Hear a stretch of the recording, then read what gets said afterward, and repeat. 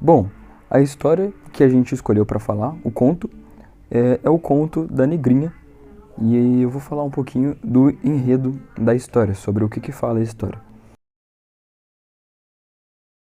A história, a princípio, ela fala sobre uma menina negra e órfã e escrava.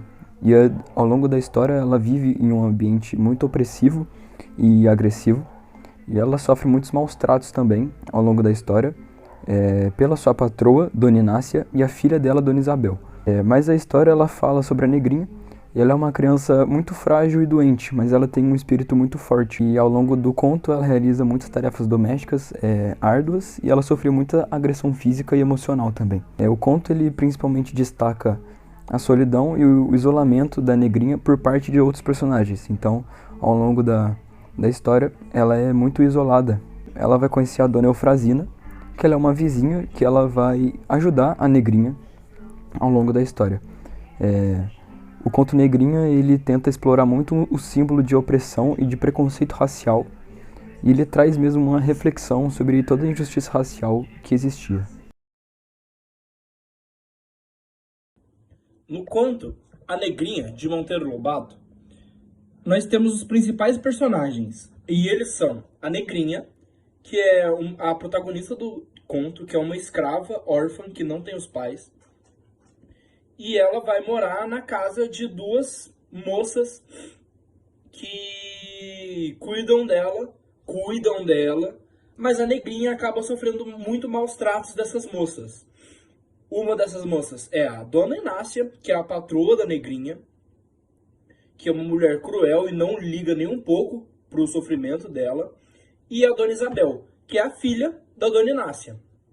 E a gente tem também um outro personagem, que é o personagem mais como um porto seguro da Negrinha, que é a Dona Eufrazina, que é a vizinha da Dona Inácia, e que muitas vezes que a Negrinha acaba sofrendo esses maus tratos, a Dona Eufrazina acaba ajudando a Negrinha, porque ela é uma senhora muito bondosa e sensível com o sofrimento da menina.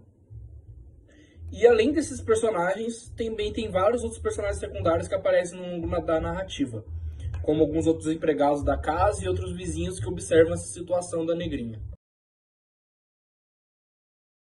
Eu vou falar agora também sobre o tempo. Na história ela não deixa explícita em que ano, em que tempo que se passa exatamente a história.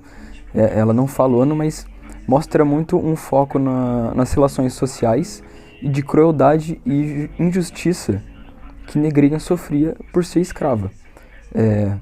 Por mais que não tenha um ano específico onde passa a história, já foi confirmado que a história em si ela passa depois de 1920. Ou seja, depois de 1920, depois da abolição da escravidão.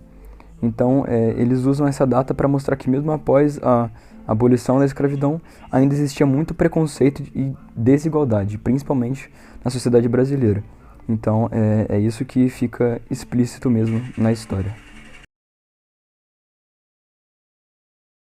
A narrativa do conto Negrinha, de Monteiro Lobato, se passa em uma casa grande e em seus arredores, onde Negrinha trabalha como escrava. Embora o local específico não seja mencionado, é descrito como um ambiente opressivo e desolado. A maior parte da história ocorre dentro da casa dos patrões de Negrinha, onde ela realiza tarefas domésticas e é submetida a maus tratos. Essa casa é retratada como um lugar sombrio e cheio de crueldade, onde Negrinha é negligenciada e maltratada. Além disso, algumas cenas também se passam no quintal da casa e na vizinhança próxima, onde outros personagens, como a Dona Eufrazina, observam o sofrimento de Negrinha. Embora o espaço da narrativa seja relativamente limitado, Lobato utiliza-o para enfatizar a condição de opressão e confinamento de Negrinha, destacando o contraste entre o ambiente hostil da casa e a perspectiva de compaixão oferecida pela vizinhança. No conto Negrinha, de Monteiro Lobato, o narrador é um narrador em terceira pessoa, que não é explicitamente identificado. O narrador assume uma posição distanciada dos personagens, relatando os eventos e as situações que ocorrem na história de forma objetiva. Ele descreve os acontecimentos e os pensamentos dos personagens, proporcionando ao leitor uma visão mais ampla dos acontecimentos e das emoções envolvidas. O foco narrativo é centrado principalmente na personagem Negrinha, mas o narrador também apresenta outras perspectivas da trama. E já o desfecho da história não é um desfecho muito bom. É um final bem triste.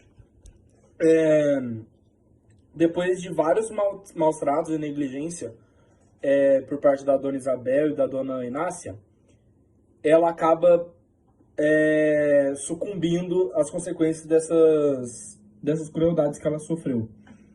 Em um dos episódios mais marcantes desse conto, a Negrinha acaba quebrando uma tigela de porcelana e a dona Inácia acaba forçando ela a tomar um banho gelado. E a Negrinha, que já não era muito bem da saúde, já tinha vários problemas de saúde, acaba ficando extremamente doente por causa desse banho gelado. E os patrões dela não demonstram nenhuma preocupação com ela e nem ajudam ela. O conto não especifica exatamente o que aconteceu com a Negrinha, mas deixa bem implícito que ela não consegue sobreviver a todos esses abusos e a negligência dos patrões dela.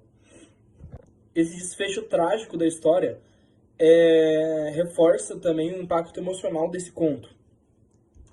Serve como uma crítica à injustiça social, à desigualdade e à falta de empatia presente nas sociedades daquela época antigamente.